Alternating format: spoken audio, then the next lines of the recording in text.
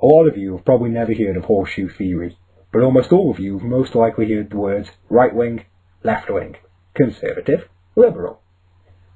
These terms form the two halves of the political spectrum, but French writer Jean-Pierre Faye formed a theory that, according to historian Peter Baker, is becoming increasingly orthodox.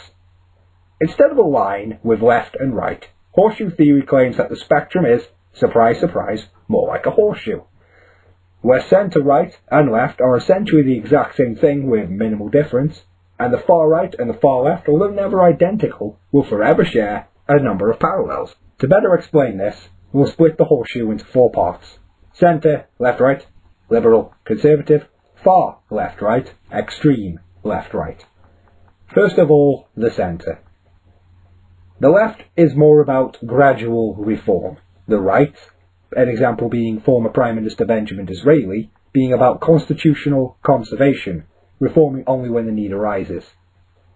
There are of course differences between the factions, the right focusing on the reasonable freedom in regards to capitalism, the left being more about the regulation of capitalism and workers' rights, as well as differing levels of concern regarding the green agenda. They are, however, both quite similar. Next, the conservatives and the liberals. This is where the gap really widens. For everything the right argues or stands for, the left has something to argue back with. The right is tradition, morality, family, church, and the preservation of the patriarchal status quo. It rejects complete egalitarianism on the grounds that there are natural differences in man.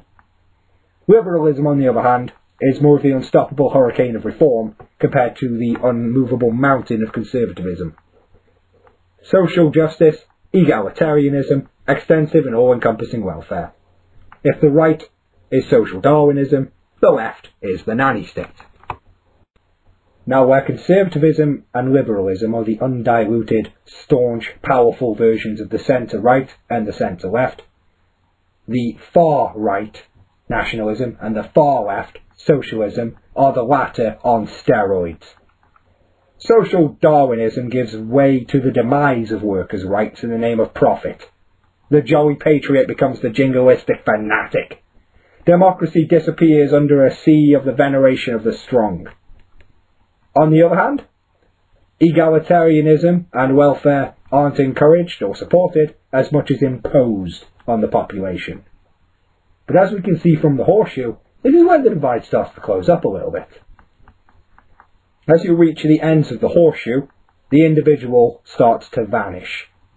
Freedoms are lessened as anything in breach of the style of conformity, such as dissent and open-mindedness, become in defiance of the whole, be it the people or the state. Speaking of the difference of the people and the state, we finally reach the extremely far left and right. They are not the same, they're not altogether different. Different sides of the same oppressive coin, but I'll condense it down through the power of metaphors. In the far right, fascist, imperial, for example, regime, a man is shot by the authorities at dawn for the crime of stealing an apple of the state. In a communist, hyper-socialist dictatorship, a man is shot at dawn for stealing an apple of the people. An overly simple analogy, perhaps, but with a world of implications. As the horseshoe ends, you stop mattering. Only what you can offer the state matters. Only the part you play in the state or the people matters.